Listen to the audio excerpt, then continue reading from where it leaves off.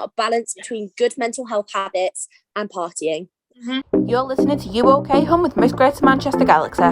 Miss Greater Manchester Galaxy supports the Trussell Trust, the Christie's Charity and Mind Mental Health UK. I'm also sponsored by Bursting Wardrobe, which is a pre-loved clothing store. They're based in Ashton and Marcusfield, and you can also check out their website, which is in the bio.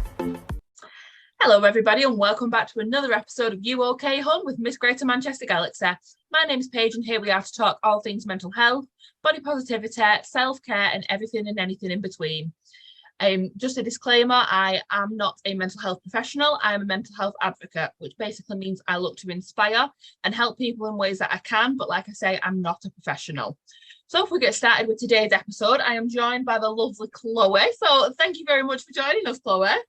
Not a worry, Paige.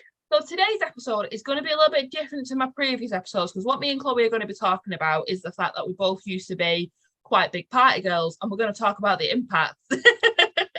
Doing your little dance there. We're going to be talking about kind of the impact that had on our mental health and basically why we are not like that anymore. So just another disclaimer put out there, this is mine and Chloe's views, this is our story, and this is kind of how we've got to where we are. We're not pushing our opinions on anybody, we're not saying that you shouldn't go out and party, you shouldn't do this, but yeah, like I said, these are mine and Chloe's views. So if you just want to do a little quick introduction of yourself, Chloe. Hi, I'm Chloe, I'm 23, very young to be done with my partying phase, but what can I say? I'm currently at uni, training to be a teacher, change of career entirely, sort of, in comparison, to what I used to do. Mm-hmm. I used to work as an outdoor activity coach, which is very much like uni, but instead you go to work and then when you're finished with work, you enjoy the partying lifestyle. Yeah. And that is where my partying really started, because I started that job not long after I turned 18. Right. And I hadn't really been exposed to that drinking culture. Back home, I lived in a very small village where, you didn't really go out partying because it cost you £90 to get home in a taxi. And it was just obscene. We might have had a few beers or whatever in the park, but it was nothing like when I was on a season. Yeah. Sorry. And yeah, basically, mental health isn't something that I've always struggled with, but definitely something that has been more challenging. And I'm currently in counselling, and I have been for the last 2.5 years, just working through life with my counsellor, who I refer to as the original gangster. She is a woman of many talents, and I must admit she has taught me some incredible things, which I'm more than happy to share what I know. Amazing. So if we go back to kind of when it first started, so you said you was 18 when it all first started, and did it start kind of gradually, or was it straight away thrown into the deep end, partying as much as you could, or? So I turned 18 and I kind of I did that first night out where you're like, oh my gosh, I'm 18, it's legal for me to drink, woo. And I did it sort of maybe twice a month for maybe 6 months, which I didn't think was bad. There were people my age who were going out. Yeah, they were going out 5 nights a week. It was crazy. Mm-hmm. And I was very money driven. I was saving up to go traveling and do all of the things that I wanted to do. I was definitely big fish, little pond in my tiny village, and everyone around me was so content with living in this village, and I was just earning as much money as I could to get out of there. I was really quite lucky. My mum was offered an opportunity with her work when I was probably 17, and we went to Thailand, Australia and Dubai. Which I was really fortunate for, but gave me the travel bug. Mm-hmm. So I turned 18 and I had this massive travel bug. And then I was a little like, wow, traveling's expensive. Yeah. I need to get a job. So I got a job, worked really hard, was saving my money, kind of got involved with a few people who were really partying. And I was like, this isn't me. I'd much rather go for a walk, go to the beach, go and do something. And I mean, I would say even then I didn't have great skills coping with life when it got hard. Like one thing that really stands out for me is my great grandma. She died when I was about 16. And I just buried my head in the sand and I ignored it and I ran away. I went and stayed at my boyfriend's at the time and just didn't deal with it at all. And I'd probably say that that was the beginning of my mental health not being dealt with properly. But for the most part, I lived a very, I'm going to use the word easy. Not that my life was easy, but mentally, I didn't have a lot of challenges. So that wasn't something that I massively needed the skills to cope with difficult mental health. And then obviously I went away on season, and you'll know, Paige, you go out on season, you don't know anybody, you're miles from home, you're lonely, you're homesick, you're overworked, underpaid, and you just sit there and you think, what am I doing? Why am I here?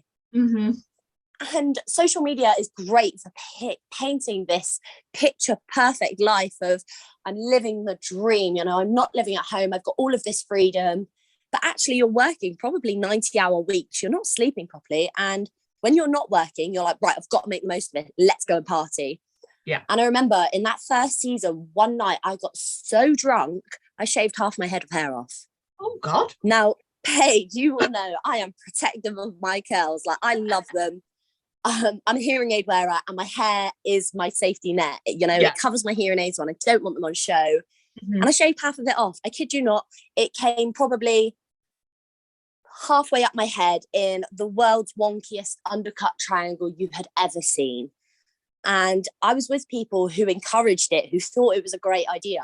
And actually, now that I step back, I'm like, were they my friends egging me on to shave half of my head with somebody's beard trimmers who they probably use them to shave their pubes? Like, you know, if we're realistic, is that good friendship? Because personally, I think the answer is no. Sorry, for everyone who's listening on the podcast, she's currently eating a lolly whilst doing this. That's Sorry. why I'm a silent pause. And that was the wake up moment for me. I had been miserable, and I remember the amount of times I'd called my mum just sobbing, saying, I can't do this anymore, but I'm not a quitter. I am not a quitter. I will not allow myself to quit. And this is something that I've learned over the years, that actually, if it is damaging your mental health, making you feel like absolute poo, it is okay to quit. It is okay to walk away. And those that don't support you in walking away, they're not your true friends. Yeah, no, completely agree. There's this massive pressure from society that if you sign up to do something, you must follow it through. You must complete it. No. If it isn't serving you and it isn't good for you, drop it. It is dead weight to you. Say goodbye, move on to the next thing.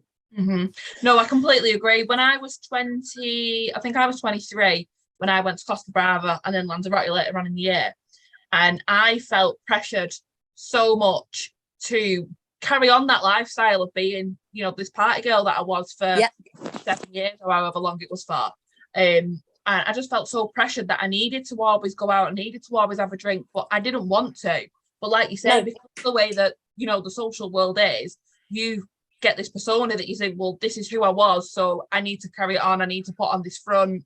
When in Costa Brava and Lanzarote, it looked on paper, you know, I was drinking all the time, I was out in the sun all the time, meeting new people. On paper, that sounds like an absolute perfect life. But I was the most miserable then that I had ever been in Costa Brava and Lanzarote. Yeah. So it just... And the other thing is, sorry, carry on. Oh, no, it's all right, you go on. The other thing is you're earning no money. And I must admit, when I finished my first season, I was probably in about $2,500 worth of debt. Yeah. That isn't good for your mental health. I got into 15 grand, so yeah. It's so easily done when you're caught up in that lifestyle. Yeah. And I remember in my second season, when I went home between my first season and my second season, I basically managed to pretty much sort my finances out. I worked really hard, worked all the hours under the sun, and I didn't really party over that time. This must have been end of 2018. Mm-hmm. So we're talking 4 years ago now. Yeah. It's warm, isn't it?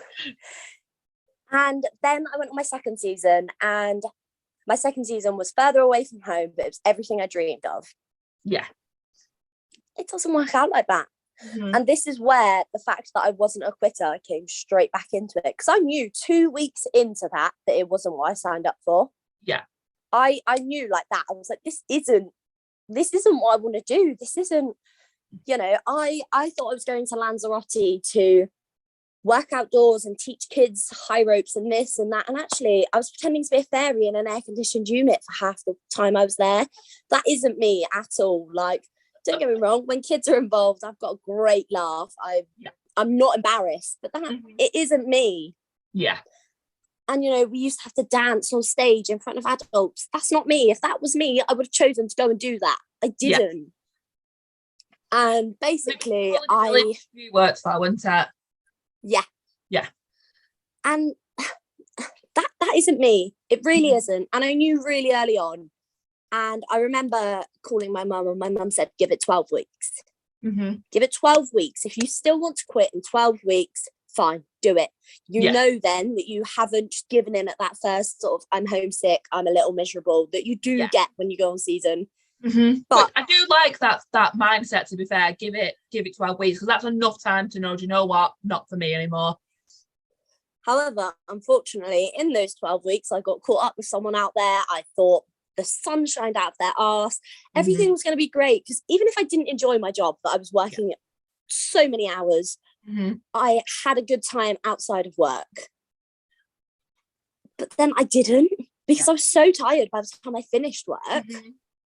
I was shattered on my days off. All I wanted to do was sleep, and it was hot, and I couldn't do that. And I didn't have access to a pool, and the beach was miles away from my apartment. Like, my apartment, we used to have to walk through the desert, in inverted commas, because it was literally wasteland.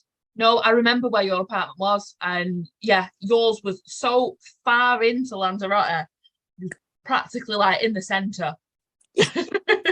Nobody, when they finish work, wants to walk the best part of an hour to get home, or you could pay for a taxi, but you're on such little wage. Yeah. You don't want to pay for a taxi, and it's okay if there's a few of you getting it.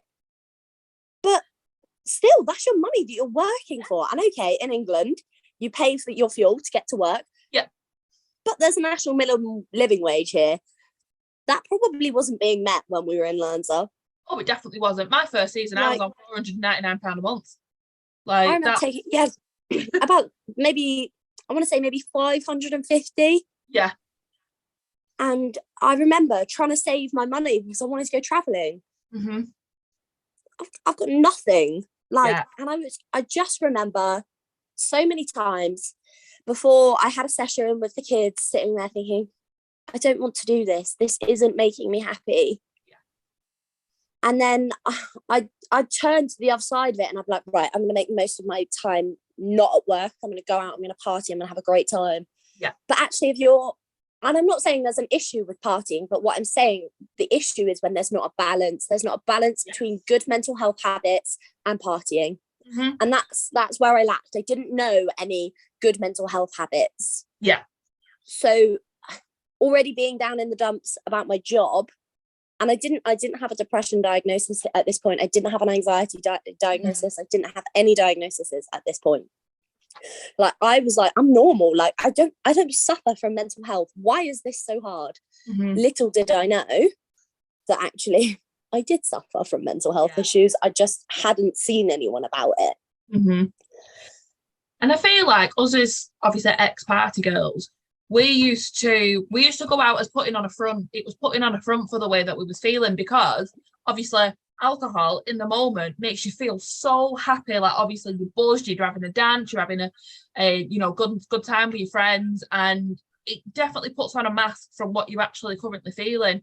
And I don't know about you, but I used to always, it was like borrowing happiness from the day after, because every time I wake up with a hangover, I'm always so depressed. It's unreal. So like going out to me is literally just borrowing tomorrow's happiness.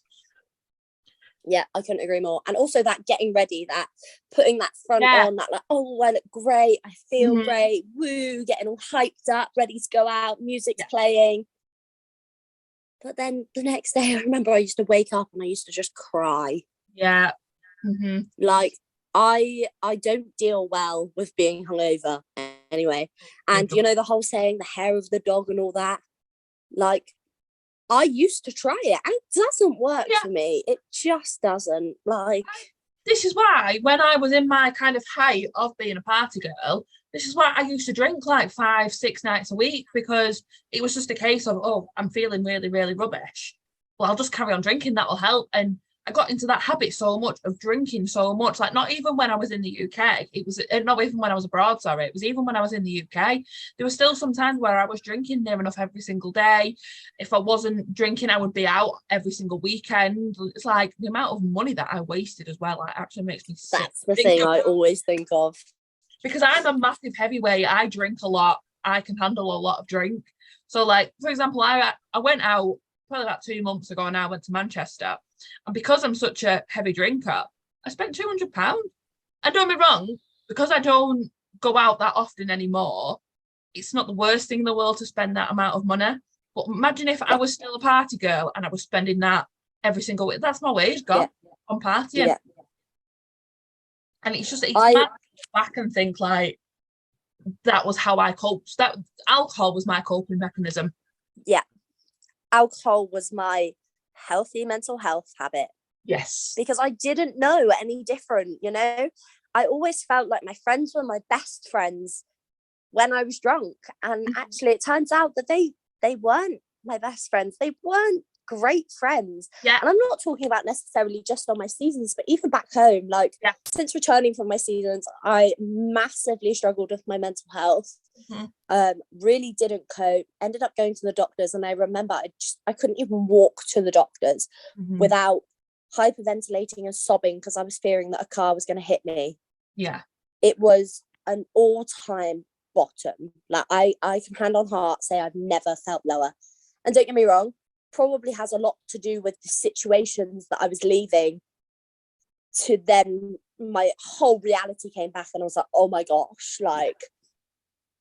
But when I was in Lanzarote, I remember there were evenings where I'd go home and I'd drink a bottle of champagne in the shower. Yeah. And I'd just sit in the shower and I'd just cry and drink a bottle of champagne. Yeah. Now, I'm not a heavyweight. Like, I've never been able to hold my own very well with alcohol. Shots, I can hold my own very well with shots. But if we're drinking just gins and cocktails and things, I can't hold my own as well as the people who I'm drinking with. I can outdrink them on shots, but normal drinks, I'm not doing great. But then as a result, I would always buy everyone shots because I knew that I could handle shots better and shots would get them more drunk. Not because I was out there trying to get my friends drunk, but because I was trying to keep myself level. Yeah. And I just remember the amount of money I'd spend on shots for my friends. Would they buy me a drink back? Yeah. No. And don't get me wrong, part of that's for my personal, no, that's okay. Part of me was choosing to buy those shots for my personal, I still want to be standing as well as everybody else at the end of this night. Yeah. Because this is the thing, I've always had that massive fear of, and I feel like this comes right back to one of my first nights out. I went out and the girl who I went out with ended up really drunk, embarrassingly drunk. And I was like, I am never going to be that girl. Boy, have I been that girl. Yeah. Like, I don't know when to say no. I do now, but then I didn't know when to say no. I didn't know when to say, actually, I need to go home. Or I would stay at the club until the lights turned on because I am that stubborn. I refused to go home before they forced me to go home. I could be the most tired person and I would still be there until them lights went on, until the bouncers were kicking me out, because I needed to make sure that I was still there. I was one of the last ones standing. And looking back now, I couldn't stay up till 5 o'clock in the morning now. No. Midnight. I begrudge the fact that Love Island is on at 9 and not 8 because I like to be in bed by 9. It absolutely kills me off, Love Island being on. especially when they extend the episodes and it's on till 10:30. I was like, the other day when it was on to 10:30, I was like, hold on a second, I'm late to bed. That's exactly. I would have only just started drinking back in my party day at 10:30. It's like you never used to go out till like midnight, did you? When we used to go out when we was younger. Exactly. And like now, I just think like midnight. That's bedtime. Like I'm asleep by midnight pretty much every night, apart from the last couple where it's been too hot to sleep. oh god, yeah. But yeah, no, I totally agree. So like while we're on the subject of friends, did you find that you ever had friends that you used to call your best friends, but they weren't your best friends, they were just there for nights out? And if you didn't want to go on a night out or anything like that, they would maybe get a bit funny with you or fall out with you or anything like that? When I was in my party girl phase, I had friends who I'd been friends with since I was a baby. I have very few friends now because I don't go out drinking, I don't go out partying, and actually I'm still on the road of making myself the happiest and healthiest version of myself I can be. And I found that I'm very unwilling to put all of my time and all of my effort into people who are not going to return that level of friendship. And this is something that I massively struggle with because my partner is very sociable. He's got a very lovely group of friends, a large group of friends. We've recently moved in together and I don't have that massive friendship group. Obviously, I came back from being away for 2 seasons. Less than 6 months later, we were in a pandemic. And then we're only just really coming out the other side of the pandemic, that side of being able to make friends. And I don't know how to make friends as an adult. Oh, it's so hard. I'm the exact same. I've got, apart from my 2 sisters, I've got 4 friends.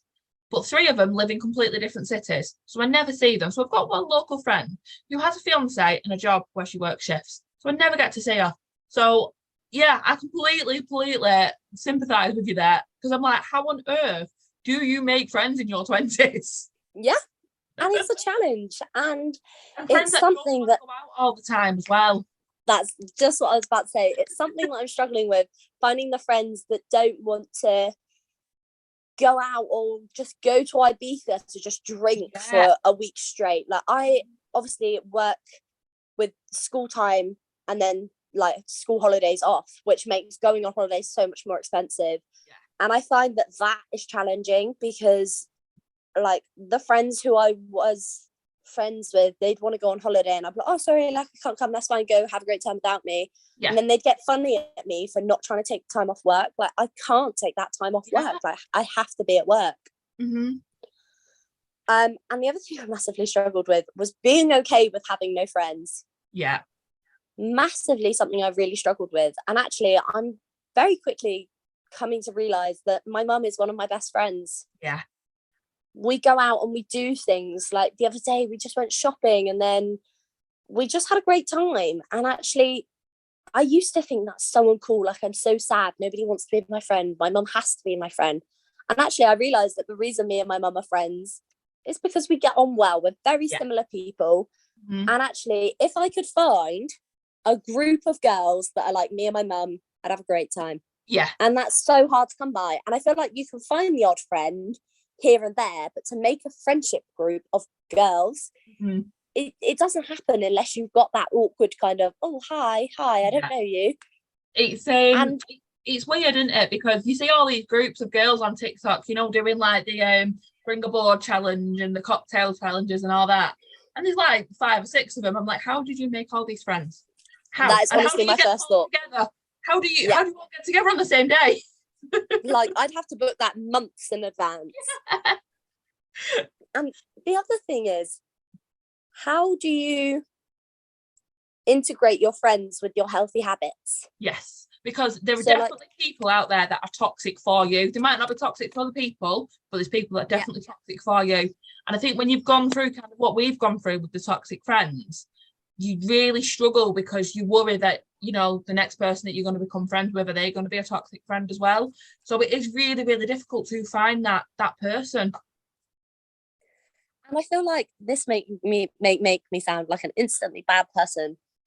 But I'm straight away on the defense. Like, when is this person going to screw me over? When is this person going to break my trust? And that probably comes from the fact that I've had so much of that from previous friendships. I've had so much, like, I've told them my secrets and they've told everyone. And like, I want friends that I'm going to be able to tell everything to. And like, you know, when your life's going a little bit terribly and you have that vent.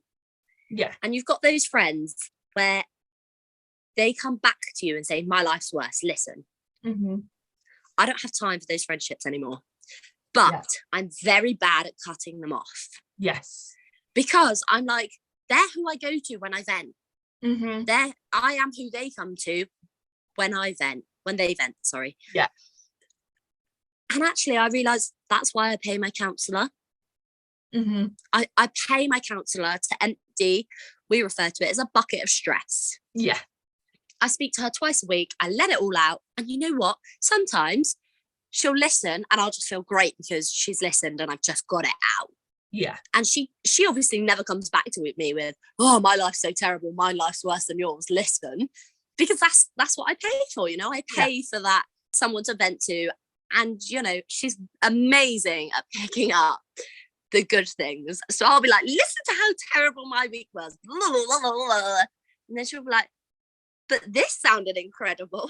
And just managed to pick out a positive from everything I've just said to her. And don't get me wrong, I've had sessions where I've just been in a bit of a pit of despair. I've walked away and I felt like, I don't know what to do with this new information that I've uncovered. And I think it was last week or the week before, I had a session with her on, let's say, really random day, a Tuesday. Mm-hmm. And then on the Wednesday, I called her and I was just sobbing. I was like, I don't know what to do with this information that we've managed to uncover, but I'm not coping with it well. And she was like, okay, let's break it down. And actually, if there's one thing I can suggest to everyone, it would be get a counsellor. Even if you don't feel like you have mental health issues, get a counsellor because they will teach you the best coping mechanisms. Mm-hmm. They are brilliant. Even if you feel like, oh, well, I've only really got I'm a bit pissed off with work and, you know, I'm a bit stressed out about money, get a counsellor. You can get them free on the NHS. You might have to wait a little bit longer, but if you go to a counsellor, honestly, you feel like a weight has been lifted off your shoulders.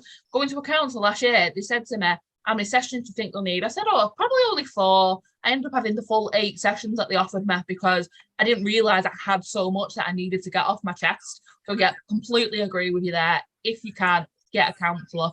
It's so good for you.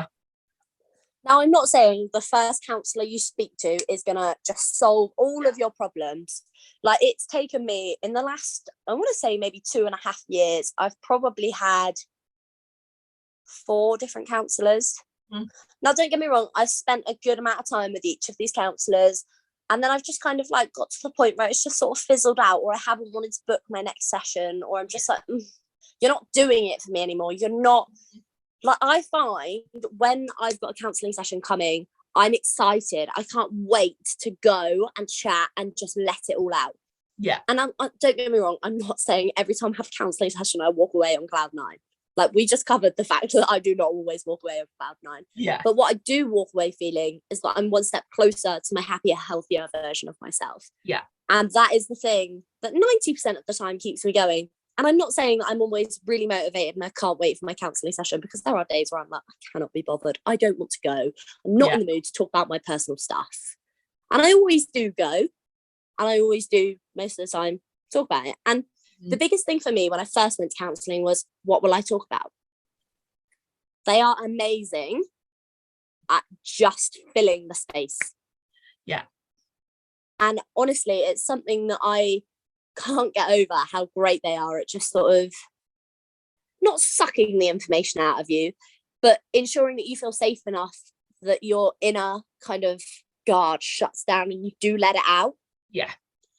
And that is my biggest advice. If you are struggling, or even if you're not massively struggling, you're just not doing as great as you could be doing, get a counsellor. Amazing. And I've just got one last question to ask you, because we are running out of time. What would be your, I know you've just given the advice about counselling, but what would be your one piece of advice to somebody who is in a party phase and wants to come out of it, doesn't know how to get out of it? I know we spoke about kind of it a little bit early on, but what would your one piece of advice be? Assess your social circle. Who are your good friends? Who are your bad friends? And you, in your party phase, you may think, nah, they're all my best friends. I can assure you they are not. If you were to end up in some major trouble and you called them, would they answer and bail you out? If the answer's no, that's not the friend you need. And would they call you if they knew that you were in some trouble? Would they call you and offer you their help? Yeah. Because actually that's what life boils down to, having someone who has your back and knowing that they've got your back through thick and thin. No, I really like that advice. Thank you very much, Chloe. So that's all we've got time for today, but thank you very, very much for sharing everything there, Chloe. You've done absolutely brilliantly, and it's great thank you. To hear it from somebody else's point of view as well. So thank you so much. Thank you to everybody who's listening as well. You can listen to this podcast on Spotify and YouTube. I completely forgot the name of it then, but you can listen on both platforms. Hopefully by the time this episode goes out, we'll be on Apple as well, fingers crossed. If you do need any help with anything that me and Chloe have spoken about today, there will be some useful links in the bio below. But again, thank you very much, and tune in every Tuesday to listen to the next episode. Thank you.